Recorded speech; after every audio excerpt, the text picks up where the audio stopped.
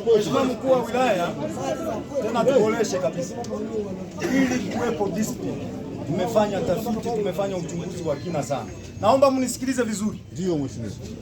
Watumishi wote wa serikali waliopo madarakani wanatokana na Chama cha Mapinduzi. Naomba mnisikilize vizuri.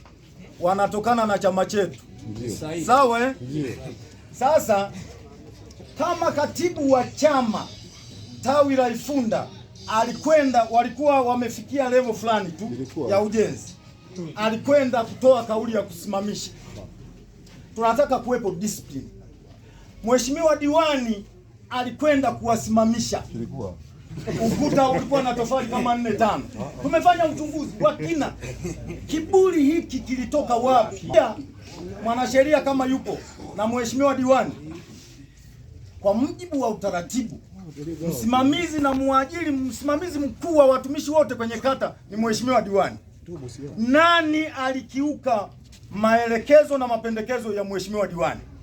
Akiwa mtendaji wa kijiji ameambiwa, mwenyekiti wa kijiji ameambiwa, na mwenyekiti wake wa ODC wa kata. Tafsiri yake kuna dharau kubwa sana ya kimamlaka. Kuna dharau kubwa sana ya mtendaji kutojua nani bosi wake kwenye kata. Bosi wa kwenye kata ni mheshimiwa diwani. Na mheshimiwa diwani huyu peleka kwenye baraza la madiwani, mtamjadili mtendaji wako. Kwa haya ugomvi wote huu, maana sisi tunaangalia mbali. Ugomvi wote huu wanasababisha viongozi dhaifu wa kijiji. Viongozi dhaifu wa kijiji wasiosikiliza ushauri wa aina yoyote. Kuna ndogo ndogo. Mimi huwa napenda kumwambia mtu ukweli, na kwa sababu nyinyi mnatutumikia sisi, sio mnajitumikia nyie, mnatutumikia wananchi. Wanasema kiburi hicho, wewe ndio uliyekuwa unawapa kiburi hicho, waendelee kujenga. Unaona? Ndio maana ndio kwa sababu chama wameagiza wavunje. Kuna mtu nje anasema wasivunje. Nani mwenye mamlaka zaidi ya wananchi? Tumefanya tafiti za kina. Kwa hiyo tunapokuwa na viongozi dhaifu, tutakosana na wewe. Nilishasema mwanzoni, KT tutakosana na wewe pia. Utatuona kama wananifikiriaje. Wanasema hawa hiyo ya kuendelea kubaki tu pale. Wewe ni miongoni mwa watu nao walinda hao viongozi. Kwa hiyo wewe ni miongoni kwamba unamdharau pia mheshimiwa diwani ambaye tumemchagua wananchi ndio kimbilio letu. Unaona? Lakini mimi siamini. Hilo ndio maana nimesema tumefanya uchunguzi. Siamini. Ni watu tu wanafanya hayo. Ndio maana nimesema mheshimiwa diwani kwa mamlaka yake alionayo ya kikanuni kabisa, mtendaji ampeleke kwenye baraza la madiwani. Amemdhalilisha mbele ya wananchi. Ugomvi wote huu tunazungumza. Kwanza wamewatia hasara waliojenga vibanda pale. Tunawasikitikia sana. Lakini baadhi, mtu mmoja ambaye yeye ndo anayesemwa sana, Bonge kama yuko hapa, ameingia hasara sana pale.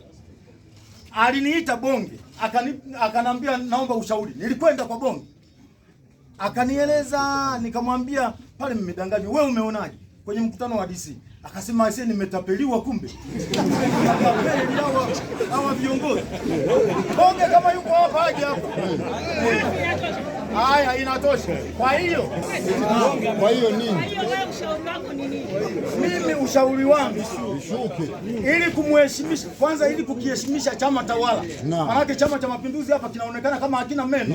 Viongozi wanaonekana kama hawana meno. Wakati tupo sisi tunayejua chama cha Mapinduzi kinaongozwaje huku chini. Ushauri wangu ili nidhamu iwepo, vibanda vile kwa sababu walishauriwa wasiendeleze, na mheshimiwa diwani mwakilishi wa wananchi, katibu wa tawi anayekiwakilisha chama ambacho kinasimamia utekelezaji, basi kama walipuuza, basi vibanda vile sisi wananchi tutawasaidia waliotumia gharama kusimamia haki zao wanazipata, ikiwa ni fedha gharama walizotumia. Bonge nilimwambia andae gharama zote alizotumia. Mwanasheria halmashauri. Na atapewa na halmashauri. Andae gharama, si ametumia gharama pale za kujenga kibanda. Yaani hizo gharama anapewa. Waliomtapeli. Mheshimiwa mkuu wa wilaya, si wametapeliana na wanatapeliana. Yeye anakuwa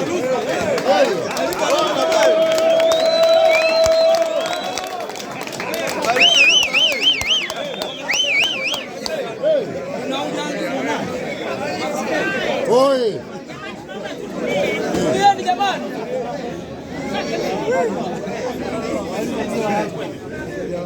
Jamani ni waombe, mvua imepungua.